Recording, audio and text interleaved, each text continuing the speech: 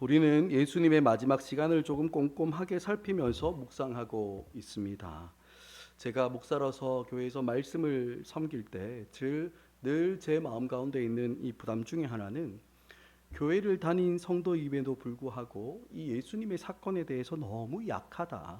특히 예수님이 당하신 이 고난과 십자가에 대해서 바르게 해석하고 잘 누리지를 못한다라는 겁니다.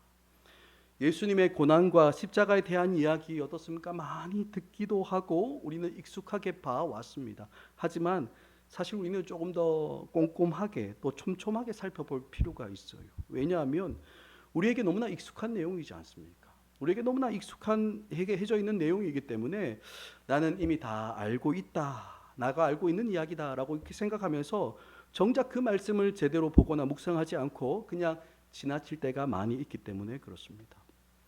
여러분, 오늘 우리가 함께 살펴볼 이 본문도 예수님께서 빌라도에게 재판을 받으시는 그 연장선 안에 있다라고 생각하시면 좋을 것 같습니다. 여러분, 1절을 보면 빌라도가 예수님을 데려다가 채찍질을 하는 장면부터 오늘 시작합니다. 그런데 이 장면을 누가복음 23장에서는 빌라도가 예수님을 때려서 놓아주려고 했다라고 그렇게 해석하기도 해요. 빌라도가 아무리 생각해 봐도 예수님이 행하신 그 일과 했던 그 이야기들 중에는 어떻습니까? 죽일 만한 일이 없었던 겁니다. 그렇기 때문에 빌라도는 그냥 예수님을 때려서 놓아주려고 했던 것뿐이었습니다. 그렇다고 예수님은 죄가 없다고 그냥 아무것도 안 하고 그냥 풀어주면 유대인들이 가지고 있는 이 반발심, 그 안에 있는 이 분노, 막 저항감 이런 것들을 좀 자극할까 봐 예수님에게 채찍질을 해서 피도 좀 흘리게 하고 또 고통스럽게 해서 유대인들의 마음을 조금 만족시켜주고 그냥 예수님은 풀어주려고 했던 것이 빌라도의 방법이었던 겁니다.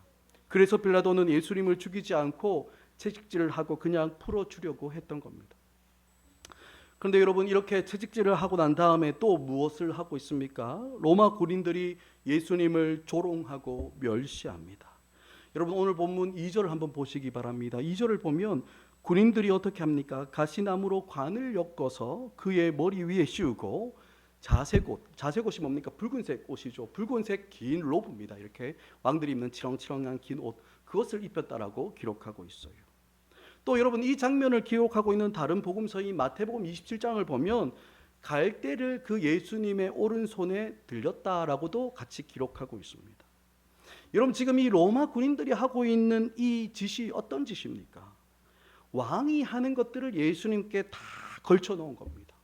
왕이 그 머리에 금면류관을 딱 쓰는 것처럼 예수님 머리에 가시면류관을 딱 씌우고, 또 왕이 입는 것처럼 어디에서 가지고 왔는지도 모르는 이 자색옷 붉은색 긴 로브를 예수님 몸에 걸쳐 놓고, 또 그 손에는 왕이 드는 금홀 있지 않습니까? 그걸 대신해서 이 갈대 막대기를 들게 해놓고서는 예수님을 어떻게 합니까? 조롱하고 있는 거예요. 비웃고 있는 겁니다. 멸시하고 경멸을 쏟아놓고 있는 장면을 그려놓고 있습니다. 여러분, 지금 이 로마 군인들이 이렇게 예수님을 조롱하고 멸시하는 그 이유가 무엇입니까? 사실 예수님께서 이들에게 해코지한 것도 없지 않습니까? 그렇죠? 그런데 여러분, 이 로마 군인들에게는 여러분 그 나름대로의 아픔과 이 어려움들이 있었어요. 여러분, 그 당시에 이 유대인들은 로마 제국을 향해서 엄청난 분노를 가지고 있었습니다. 그래서 여러분, 역사를 보면 유대인들이 로마에 대해서 끊임없이 저항하고 봉기하여서 폭동과 반란을 일으켰다라고 역사는 기록하고 있어요. 여러분, 그렇게 유대인들이 폭동 일으키고 반란 막 일으키고 막 소유를 일으켜나면 여러분, 지금 로마 군인들이 어떻게 하겠습니까? 투입되는 거예요. 그 자리에 투입돼서 무력으로 소탕하고 진압하는데, 여러분, 이 유대의 반란군들이 뭐 아무 피켓만 들고 나왔겠습니까? 아니에요. 뭐 칼, 뭐 창 할 것 없이 다 들고 나와서 막 소동을 일으키고 반란군으로 저항하니까 뭡니까? 이 유대의 반란군을, 이 폭도들을 제압하는 로마 군인들에게는 이 작전이 얼마나 어렵고 힘든 일이겠습니까? 목숨을 걸고 하는 일이 바로 이런 일이었습니다. 그러니 이 로마 군인들이 유대인들을 볼 때 어떻게 대했겠습니까? 증오하는 거예요. 힘들어하는 거예요. 경멸하고 업신여겼어요. 유대인들이 로마에게 했던 것과 똑같은 방식으로 그렇게 막 안갚을 하려고 했던 겁니다. 그래서 로마 군인들이 예수님께 가시관을 씌우고 자색옷을 입히고 손에 갈대를 들게 한 것은 뭐가 담겨 있겠습니까? 유대인들을 향한 증오가 담겨 있는 거예요. 멸시가 담겨 있는 겁니다. 그래서 그렇게 예수님을 조롱하고 경멸했던 겁니다. 사랑하는 여러분, 이 장면은 사실 우리가 가지고 있는 악함을 너무나 잘 드러내주는 그런 장면이고 대목이기도 합니다. 여러분, 사람들이 제일 하고 싶은 게 뭡니까? 왕노릇 하고 싶어 합니다. 왕노릇. 여러분, 죄인인 우리가 제일 하고 싶어 하는 것은 뭡니까? 제일 높은 자리에 탁 앉아서 군림하고 내 마음껏 한번 해보고 싶은 그 왕노릇 하는 거예요. 여러분, 이거는 저나 여러분들이나 할 것 없이, 누구나 할 것 없이, 누구나 자기가 말 한마디 딱 하면은 그걸 듣는 사람들이 쩔쩔매면서 그 이야기를 딱 순종해서 듣거나, 아니면 상대가 나를 너무나 존경하고 좋아해서 내가 무슨 말을 하든지 다 순종하면서 듣게 하는 그런 왕이 되고 싶은 마음이 여러분 우리 안에 다 있는 겁니다. 그런데 여러분, 문제는 어디에 있습니까? 모든 사람들이 다 왕이 될 수는 없잖아요. 그죠? 없어요. 그래서 여러분, 왕이 될 수 없는 사람들이 하는 짓이 뭡니까? 왕을 조롱하는 겁니다. 비웃는 거예요. 내가 왕이 되고 싶은데 왕이 안 되니까, 내가 제일 위에 앉고 싶은데 제일 위에 앉을 수가 없으니까 앞장서 있는 사람, 제일 위에 앉아 있는 사람, 앞에서 리더십을 하는 사람, 그런 사람들을 뭡니까? 조롱하고 경멸하면서 은근히 뭡니까? 그 사람은 까내리는데 나는 은근히 높이면서 즐거워하는 것. 여러분, 이것이 우리 인생이 다 가지고 있는 악한 모습이지 않습니까? 진짜 왕이신 예수님이 이 땅에 오셨는데 그 왕에게는 가시면류관 씌우고 자색 옷을 입히고 갈대를 손에 들게 해서 조롱하고 경멸하고 있는 거예요.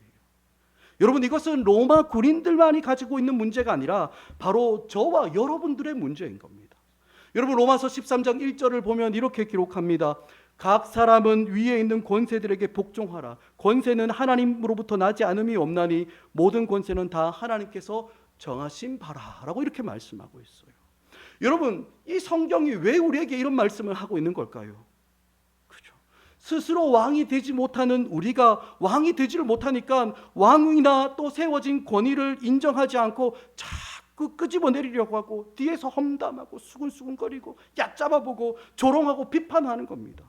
그리고는 나는 더 잘할 수 있는데 이러면서 은근히 자기를 높이고 권세를 가지고 싶어하는 이런 어리석고 악한 자들이 여러분, 오늘 본문에 나오는 로마 군인들만이 아니라 누구라고요? 바로 저와 여러분들이라는 겁니다. 그렇기 때문에 성경은 우리에게 이 말씀을 하고 있는 거예요.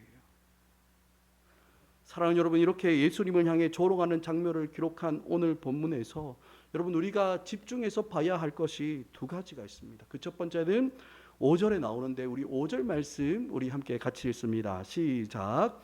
이에 예수께서 빌라도가 그에게 말하되 보라 이 사람이로다 하매. 아멘. 여러분, 지금 빌라도가 예수님을 가리켜서 하고 있는 말이 뭡니까? 보라 이 사람이로다. 여러분, 뭡니까 이거? 예수님을 향해서 뭐라고요? 이 사람이다 이렇게 말하고 있어요. 여러분, 지금 성경은 우리 예수님이 하나님이시지만 또한 완전한 사람이라는 것을 누구를 통해서? 바로 이 유대의 총독으로 온 로마인 이 빌라도의 입을 빌려서 증거해주고 있는 겁니다. 사랑하는 여러분, 예수님은 정말 사람이십니다. 여러분, 믿으십니까? 아멘. 그죠? 히브리서 2장 17절을 보면 예수님은 범사의 형제들과 같이 되셨다라고 그렇게 말씀하고 있어요. 저와 여러분들을 형제라고 칭하시면서 너희와 똑같이 형제와 같이 되심이 합당하다라고 그렇게 말씀해요. 예수님은 우리와 똑같은 사람입니다. 뿐만 아니라 사람이신 예수님은 우리가 당하는 모든 고난 안으로 들어오시기까지 하신 분이시라는 겁니다. 여러분, 우리 복음과 기독교는 사람인 우리에게 너희가 어느 지점까지 이르러야 된다, 여기까지 와야 한다라고 그렇게 말하지 않습니다. 하나님이신 예수님이 사람이 되어서 우리의 고난과 질고 안으로 들어오셨다고 이야기해요. 세상의 다른 종교들은 여기에 답이 있으니까 너희들 여기로 와라라고 이렇게 말하지만 여러분, 복음과 기독교는요, 우리의 질고와 아픔이 있는 그 삶 속으로 누가? 하나님이 찾아오셨다라고 그렇게 말씀하고 있는 거예요. 사랑하는 여러분, 다른 어떤 종교도 사람인 우리가 가지고 있는 아픔과 질고와 문제들을 제대로 다루어내지를 못합니다. 그래서 도무지 설명할 수 없는 아픔과 불행과 고통을 사람들이 어떻게 감당하고 있습니까? 이해할 수 없으니까 그저 이건 어쩔 수 없는 운명인가 보다 그렇게 말하거나 어쩔 수 없는 일이니까 그래서 뭡니까? 시간이 다 지나가면 낫는다. 시간이 약이다. 여러분 그렇게 이야기하며 여러분 우리의 아픔과 슬픔을 고통을 이겨내려고 해요. 하지만 여러분 복음은 다릅니다. 복음은 달라요. 하나님이신 예수님이 우리와 똑같은 사람이 되셔서 우리의 아픔과 고통 안으로 어떻게 했다고요? 들어오셨다라고 성경은 말씀하고 있는 거예요. 그래서 여러분 우리가 아픔과 고난의 자리를 통과할 때 너 혼자 이겨내야 되고 너 혼자 가야 하는 길이다. 여러분 그렇게 성경은 결코 말하지 않습니다. 언제나 말씀하는 게 뭡니까? 주님 함께 계신다는 거예요. 주님 함께 계신 거. 우리가 지나가는 그 아픔과 고난의 자리에서 주님 함께 하신다라고 그렇게 성경은 말씀하고 있는 거예요. 단지 우리가 느끼지 못할 것뿐인 겁니다. 성경은 우리가 느끼든지 느끼지 못하든지 상관없이 우리가 아픔과 고난의 자리를 통과할 때는 주님이 우리를 결코 홀로 내버려 두지 않으시고 언제나 함께 하신다라고 그렇게 우리에게 말씀하고 있는 거예요. 어떻게 해요? 사랑하는 여러분, 예수님은 육체의 고난을 친히 다 받으셨습니다. 채찍에 맞으셨습니다. 로마 군인들이 조롱하면서 예수님의 손에 들린 갈대를 도리어 빼앗아서 그것으로 막 희롱하면서 예수님을 때렸습니다. 심지어 뒤에서 손으로 예수님을 탁 때리고서는 누가 때렸는지 한번 맞춰보라고 그렇게 놀려댔습니다. 예수님은 우리가 이 땅에서 경험하는 모든 육체의 질고 아픔, 고난 다 당하셨다는 거예요. 뿐만 아니라 예수님은 여러분 관계에서 오는 고통도 다 당하셨어요. 우리가 이 땅에서 당하는 가장 쓰라리고 아픈 고통 중에 하나가 뭡니까? 관계가 주는 아픔 아닙니까? 그렇죠? 사랑하던 사람, 믿었던 사람, 친밀했던 사람들이 등 돌리고 배반하고 버림받는 일. 여러분 이런 일을 우리가 당할 때 얼마나 우리의 마음이 다 무너지고 아픕니까? 그런데 여러분 예수님은 사람들에게 버림받고 배반당하셨어요.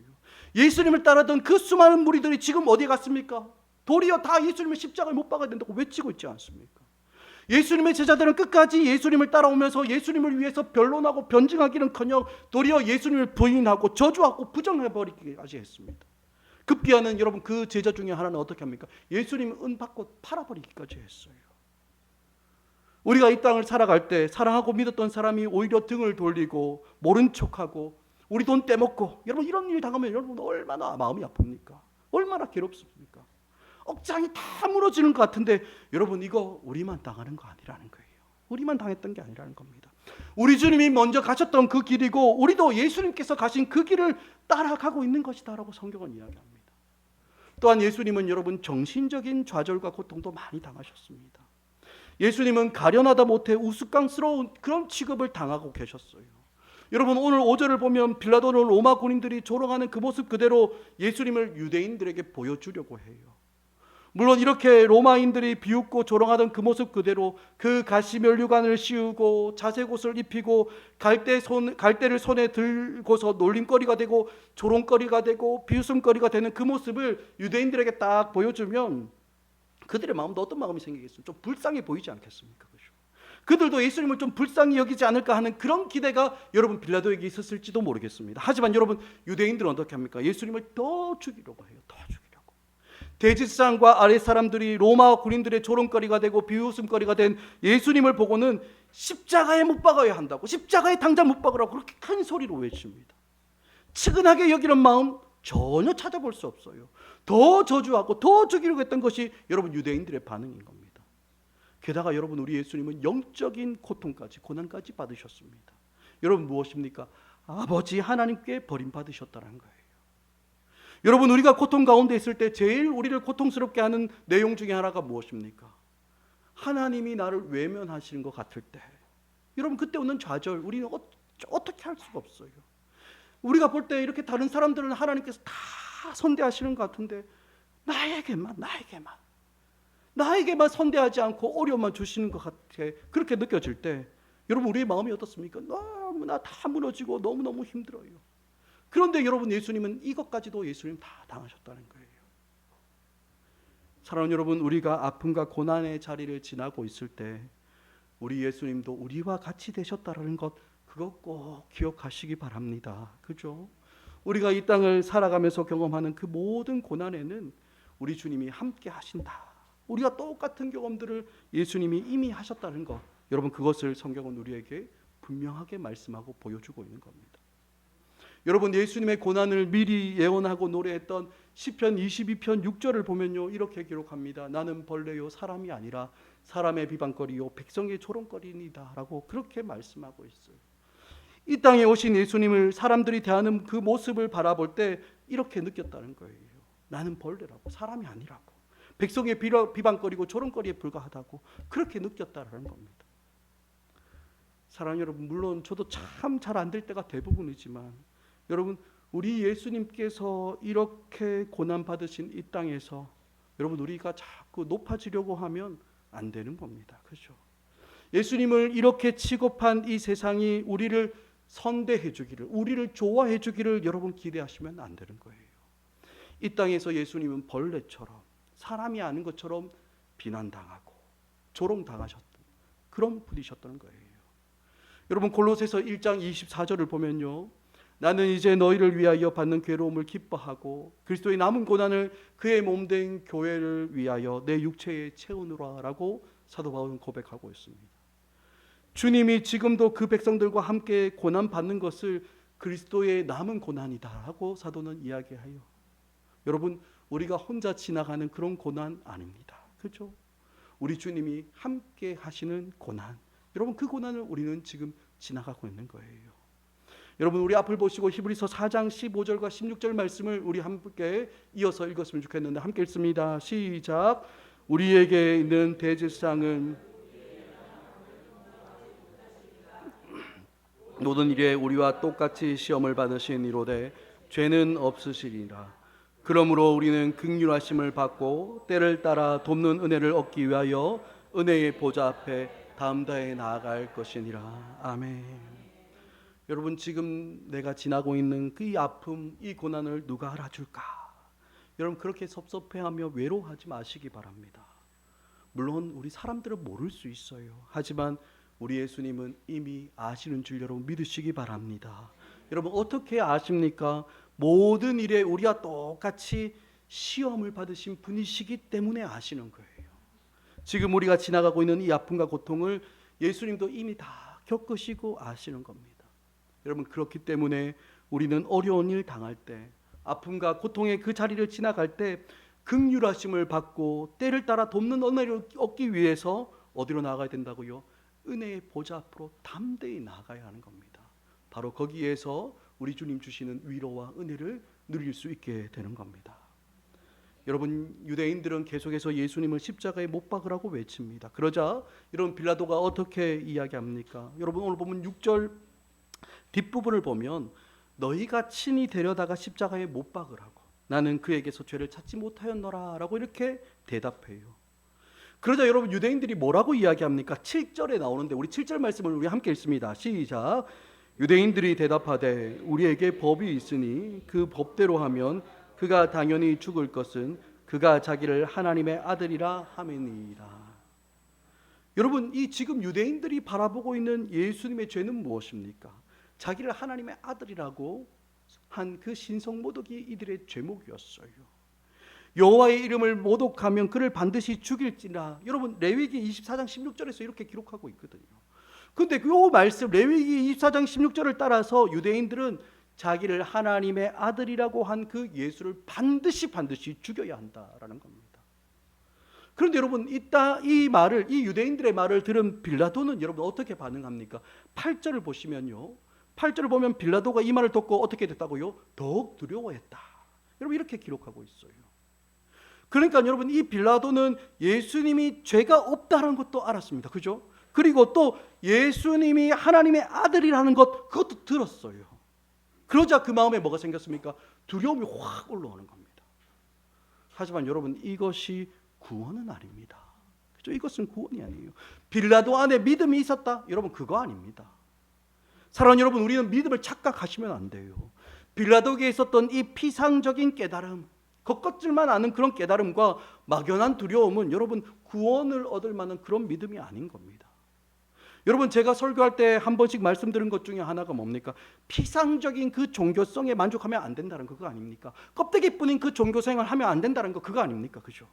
예수님을 믿는 믿음을 우리가 오해하고 착각하면 안 되는 겁니다. 예수님은 우리가 겉으로만 알고 하나님에 대해서 막연하게 느끼는 그 두려움을 여러분 우리는 믿음이라고 착각하시면 안 돼요. 여러분, 오늘 빌라도도 어떻습니까? 예수님이 죄가 없다는 거 알았습니다. 그렇죠? 또 예수님이 하나님의 아들이다라고 이렇게 그렇게 스스로 말했다는 그 이야기를 딱 들었을 때 그 안에 두려움도 막 일어났어요. 하지만 예수님을 주로 고백하지 않습니다. 주님을 향한 살아있는 그 믿음 안으로 빌라도는 들어가지를 않아요. 여러분, 세례 요한을 죽였던 헤롯도 마찬가지였습니다. 세례 요한의 설교를 들을 때에는 양심의 찔림도 느꼈습니다. 그리고 세례 요한을 보면서 훌륭한 사람이라고 생각하고 그를 보호하고 또 아껴주기도 했어요. 그러니까 여러분, 이 정도는 뭡니까? 참된 믿음이 없어도, 피상적인 믿음만 가지고 있어도, 그냥 겉으로 종교 생활만 해도 얼마든지 할 수 있다는 거예요. 다 알 수 있고 다 한다는 겁니다. 여러분, 우리도 마찬가지입니다. 종교 생활을 하는 것처럼 보이기는 하지만 정작 살아있는 그 믿음 안으로 들어가지 못하는 그런 일들이 여러분, 우리에게도 얼마든지 있을 수 있다는 거예요. 목회자도 마찬가지입니다. 목회자로부터 시작해서 중직자들은 물론이고 교회를 정기적으로 꼬박꼬박 출석을 잘하기는 하지만 살아있는 바른 신앙생활 안으로 들어가지 못하고 그저 종교적인 껍질에만 머물러 있는 사람들 얼마든지 있을 수 있다는 거예요. 여러분, 오늘 빌라도를 보시기 바랍니다. 예수님이 죄가 없다는 것도 알았고 그가 어떤 분인지 들었습니다. 그래서 그 마음에 두려운 마음도 막 일어났어요. 하지만 정작 그에게는 아무 일도 일어나지 않습니다. 아무 일도 일어나지 않아요. 이처럼 우리도 참된 믿음과 신앙이 아니라 종교적인 껍질에 머물지 않도록 여러분, 우리는 정말 하나님 말씀이 말씀하고 있는 것들 우리는 또 주목하고 거기에 집중해서 주님께 더 가까이 나가는 그런 우리의 삶을 살아가야 되는 겁니다. 사랑하는 여러분, 9절을 보면 두려워하고 있던 이 빌라도가 다시 관정으로 들어가서 예수님께 물어요. 너 어디로부터 왔느냐라고. 여러분, 왜 빌라도가 이렇게 다시 묻겠습니까? 우리 지난주에 봤지 않습니까? 지난주에 본 것처럼 예수님께서 내 나라는 이 땅에 속한 것이 아니다, 요 예수님의 말씀과 오늘 본문에서 이야기했던 유대인들이 했던 말, 하나님의 아들이다라는 그 말, 이 이야기가 싹 빌라도 마음에서 오버랩되는 겁니다. 그러니까 여러분, 두려운 마음에 다시 예수님께 가서 확인하는 거예요. 너 도대체 어디서 왔느냐고. 하지만 여러분, 이 빌라도의 질문에 예수님은 대답하지 않으세요. 대답하지 않고 잠잠히 서 계십니다. 그러자 빌라도가 어떻게 합니까? 자신의 권세를 드러내면서 왜 말하지 않느냐고. 내가 너를 놓아줄 권한도 있고 십자가에 못 박을 권한도 내가 있는 줄 알지 못하느냐라고 그렇게 위협해요. 그러자 예수님께서 뭐라고 말씀하십니까? 11절입니다. 우리 11절 말씀 함께 읽습니다. 시작. 예수께서 대답하시되 나를 해할 권한이 없었으리라.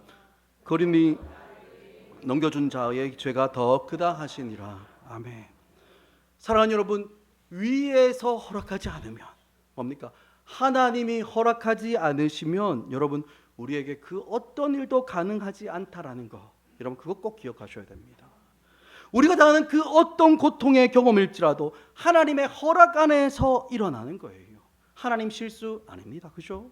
우리에게 일어난 모든 일들은 다 하나님의 허락 안에서, 하나님의 계획 안에서 일어나는 그런 일들이에요. 세상 사람들은 언제나 환경을 탓하고 부모를 탓하지만 우리는 그렇게 하지 않습니다. 우리는 그렇게 살지 않아요. 우리 믿음의 사람들은 어떠한 아픔과 불행 가운데서도 하나님의 계획 안에 있다라는 거, 그 사실을 딱 믿고 신뢰하며 살아가는 겁니다. 오늘 예수님께서 빌라도의 위협 앞에서도 두려움 없이 조금도 요동하지 않으신 것은 무슨 이유입니까? 모든 일이 하나님의 허락과 하나님의 계획 안에 있다는 것, 그거 알고 계시기 때문에 두려움이 없고 떨림이 없는 겁니다. 사랑하는 여러분, 우리 믿음의 사람들은요, 우리 눈앞에서 펼쳐지는 상황과 환경에 휘둘리지 않습니다. 그죠? 또한 우리 안에서 일어나는 막 이 감정들, 여러분 이 감정들에 휘둘리지 않아요. 내가 지금 무슨 생각을 하고 내가 어떻게 느끼고 있는지를 신뢰하지 않고 무엇을 신뢰합니까? 하나님만 신뢰하며 살아가는 거예요. 하나님만. 모든 일에 하나님을 인정하며 내 상황과 내 감정에 흔들리지 않고 우리의 눈을 딱 주님께만 고정시키며 살아가는 것이 바로 믿음의 사람들인 겁니다. 여러분, 오늘 빌라도는 예수님의 무죄를 알고 예수님을 두려워함으로 예수님을 풀어주려고도 합니다. 그러자 유대인들이 막 소리 지르죠. 유대인들은 극렬히 반대합니다. 12절에 나오는 것처럼 유대인들이 소리 질러 이르되 이 사람을 놓으면 가이사의 충신이 아니다라고. 너 가이사의 충신이 아니라고. 자기를 왕이라고 하는 자는 가이사에게 반역하는데 네가 어떻게 그거 풀어줄 수 있느냐라고 그렇게 막 외쳐요. 여러분, 사실 이 유대인들은요, 이렇게 말하면 안 되는 사람들입니다. 여러분 아까도 이야기했지만 로마의 가이사를 향해서 제일 많이 반란을 일으켰던 사람들, 반역했던 사람들이 여러분 누굽니까? 이 유대인들인데. 예수님을 십자가에 못 박아 죽이려고 하는 자기들의 목적을 이루기 위해서 수단과 방법을 가리지 않고 오히려 빌라도를 향해서 너는 가이사에게 똑바로 해야 되지 않냐고, 충성해야 되지 않냐고 그렇게 외치면서 협박하고 있는 장면을 보여주는 겁니다. 여러분 실제 역사를 보면 이 당시 유대 총독인 이 빌라도는 아주 큰 공경에 빠져 있었습니다. 그 시기에 로마에서 자기를 지지해주고 후원해주던 세자누스라는 사람이 있는데 그 사람이 처형됐어요. 그래서 지금 빌라도는 자기도 어떻게 될지 모르는 그런 상황에 처해 있었습니다. 그런데 지금 유대인들이 이거를 아는지 모르는지 빌라도를 막 흔들어대고 있는 거예요. 여러분 그러자 여러분 빌라도가 대번에 어떤 결정을 합니까? 13절을 보면요, 빌라도가 이 말을 들었어요. 그리고 예수를 끌어다 나가서 돌을 깐 뜰, 뭡니까? 히브리 말로 가바다라고 하는데 뭡니까? 재판석에 딱 앉았다라고 그렇게 말씀합니다. 유대인들이 막 흔들어대니까 빌라도는 더 이상 주저하지 않고 재판석에 딱 앉아서 예수님을 향해서 죽이라고, 십자가에 처하라고 그렇게 언도해버리고 있는 장면입니다. 그리고는 뭐라고 합니까? 14절입니다. 14절 함께 읽습니다. 시작. 이날은 유월절 준비일이요 때는 제6시라. 빌라도가 유대인들에게 이르되 보라 너희의 왕이로다. 아멘. 여러분 지금 빌라도가 예수님을 뭐라고 부릅니까? 너희 왕이다 라고 이렇게 불러요. 여러분 앞에서 빌라도는 뭐라고 불렀습니까? 이 사람이라고 불렀는데, 물론 지금은 비꼬는 마음도 있겠지만 이번에는 예수님을 향해서 뭐라고요? 너희 왕이다 라고 그렇게 부르고 있는 거예요. 너희 왕이다. 여러분 지금 유대인들이 예수님을 죽이려 했던 죄목은 신성모독이었습니다. 그런데 로마 사람인 빌라도는 뭐라고 죄목을 지정합니까? 가이사가 아닌 자기를 왕이라고 한 반역죄다라고 딱 죄목을 지정하는 겁니다. 그리고는 예수님을 십자가에 못 박도록 그들에게 넘겨줘 버립니다. 그러니까 왕이신 예수님이 도리어 반역죄로 죽임을 당하고 계시는 거예요. 우리의 왕이시기 때문에 예수님이 십자가에 못 박혀 죽으셨다라고 성경은 또다시 빌라도의 입을 통해서 우리에게 증거하고 있는 겁니다. 사랑하는 여러분, 예수님께서 우리를 위하여 당하신 고난은 십자가만이 아니라 오늘 본문에 나오는 것처럼 왕이신 예수님께서 우리를 대신하여 재판받으시고 정죄당하시는 그 모든 과정을 다 포함하는 그 내용들입니다. 죄 없으신 예수님이 마치 죄를 지은 범죄자처럼 재판장에 서시고 왕이신 그분이 사형 선고를 받으셨습니다. 예수님의 제목은 유대인들에게는 참담한 신성모독이었고 로마인들에게는 왕이라고 한 반역죄라는 그 죄목입니다. 그런데 여러분 지금 예수님께서 정죄당하신 이 두 가지의 죄목, 바로 그것이 우리에게 있는 죄의 핵심인 거예요. 우리에게 있는 죄입니다. 여러분 우리는 이 죄를 어떻게 지었습니까? 첫사람이 지은 죄의 핵심이 뭡니까? 하나님처럼 되고 싶어 했다는 거 아닙니까? 우리도 똑같아요. 우리는 하나님께서 지으신 피조물임에도 불구하고 하나님이 되고 싶어하고 하나님처럼 나를 주장하며 살아가고 싶어하는 거예요. 내 생각, 내 경험, 내 판단, 내 고집 절대 꺾으려고 하지 않아요. 뿐만 아니라 왕이신 하나님이 계시는데 왕의 권세 아래에 있는 사람처럼 그렇게 살지를 않고 자기를 하나님처럼 왕처럼 여기며 사는 겁니다. 물론 우리는 스스로 내가 하나님이다, 내가 왕이다 스스로 말하지는 않습니다. 하지만 실제로 살아가는 방식은 어떻습니까? 하나님인 것처럼 왕인 것처럼 그렇게 사는 거예요. 내 생각대로, 내 판단대로, 내가 주장하는 대로, 내가 하고 싶은 대로 그렇게 말하며 살아가는 겁니다. 여러분 이것이 우리에게 있는 신성모독이고 반역죄인 겁니다. 사랑하는 여러분, 이 세상을 살아가는 우리는 그저 길을 잃고 방황하는 어린 양이거나 혹은 탕자의 모습만 있는 것 절대로 아닙니다. 손에 무기를 들고 반역을 일삼다가 잡혀온 반역자들의 그런 모습들도 여러분 바로 우리의 모습인 거예요. 왕이신 하나님 앞에서 순종하기보다는 왕이신 하나님을 향해 거스르고 반역하며 하나님 말씀에서 떠나기를 좋아하는 그런 신성모독, 그런 반역죄가 여러분 우리 죄의 핵심인 겁니다. 이런 참담하고 반역한 우리를 대신해서 여러분 우리 예수님께서 그 하나님의 심판대 앞에 서신 겁니다. 우리를 대신해서 십자가 위에서 우리의 모든 죄에 대한 형벌과 그 처벌을 우리 주님 대신 받으신 거예요. 사랑하는 여러분, 예수님은 자기 죄를 자기를 고소하고 정죄하는 자들 앞에서 침묵하십니다. 침묵하십니다. 누구 때문이라도 막 핑계하고 둘러대던 첫 번째 아담과 너무 다르지 않습니까? 마치 예수님은 털 깎는 자 앞에서 양처럼 잠잠하게 계시고 입을 닫으시고 아무런 말도 할 수 없는 우리를 위해서 그 자리에 서 계신 겁니다. 아무 말도 할 수 없는 죄인인 우리를 대신해서 우리 예수님은 침묵하시고 잠잠히 우리를 대신하여 그 고난 다 받아주신 거예요. 사랑하는 여러분, 예수님께서 이렇게 하신 이유가 뭡니까? 도대체 예수님께서 왜 이렇게 하신 겁니까? 여러분, 베드로전서 3장 18절 말씀을 보면요, 그리스도께서 단번에 죄를 위하여 죽으사 의인으로서 불의한 자를 대신하셨으니 이는 우리를 하나님 앞으로 인도하려 하심이라. 여러분, 이렇게 말씀하고 있습니다.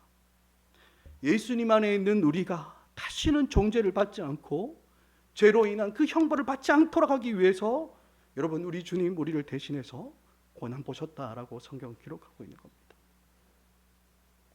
사랑하는 여러분, 예수님께서 우리를 대신하여 재판받으시고 조롱과 멸시를 받으셨기 때문에 여러분, 우리는 자유함이 있습니다. 여러분, 믿으십니까? 아멘. 더 이상 죄 아래 눌리거나 정죄 아래 갇혀서 살아갈 수가 없으며, 여러분, 우리 예수님께서 우리를 대신하여 모든 정죄와 조롱과 수치를 받으셨기 때문에 여러분, 우리는 더 이상 그 아래 굴복할 수 없는 거예요. 우리 예수님 때문인 겁니다. 여러분, 그러하기에 사랑하는 여러분, 우리는 죄에서 떠나야 되는 거예요. 죄에서 떠나야 됩니다. 우리는 다시는 하나님과 같이 되려고 하지 않고 피조물의 겸손함을 회복하며 우리는 하나님 앞에서 살아가야 하는 겁니다. 티끌 같고 먼지 같은 우리의 인생의 그 한계를 알고 하나님을 왕으로 모시고 사는 참된 겸손함이 여러분, 우리의 모든 말과 우리의 표정과 우리의 행동과 우리의 삶에 드러나야 하는 겁니다. 지금까지는 이 세상의 욕망을 선택하고 이 세상의 권세를 두려워했지만 더 이상 이 세상의 욕망에 휘둘리지 않고 이 땅의 보화를 더 큰 것이라 여기지 않고 이 땅에서의 안락과 성공을 더 귀한 것으로 여기지 않고 예수님께서 우리를 위하여 열어놓으신 지금도 오고 있는 그 하나님 나라의 영원한 보상과 그 상급들을 바라보면서 믿음으로 이 세상과 타협하지 않고 깨달은 말씀대로 순종하며 살아가는 그 삶, 여러분, 이것이 바로 우리가 살아가야 되는 성도의 삶이고 구원받은 자의 삶인 겁니다. 여러분, 물론 저도 이번 한 주 이 말씀을 묵상하면서 제 마음이 얼마나 아팠는지 모릅니다. 이렇게 자주 넘어지는데, 이렇게 자주 실패하는데,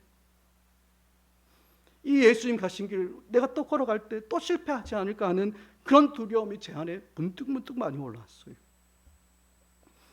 하지만 여러분, 스스로 왕이 되려고 하는 이 악한 세대에 예수님이 왕이심을 고백하는 그 삶이 여러분, 우리 몸에 깊이 새겨지고 참된 겸손과 믿음으로 이 땅을 살아가는 것, 여러분, 그것이 우리 구주 예수님께서 우리를 향해 기대하시는 그 삶의 모습인 겁니다. 여러분, 정말 바라기는 우리를 위해 고난 보신 그 왕이신 예수님을 믿음으로 따라가는 우리 모두가 되길 주님의 이름으로 간절히 소원합니다. 아멘.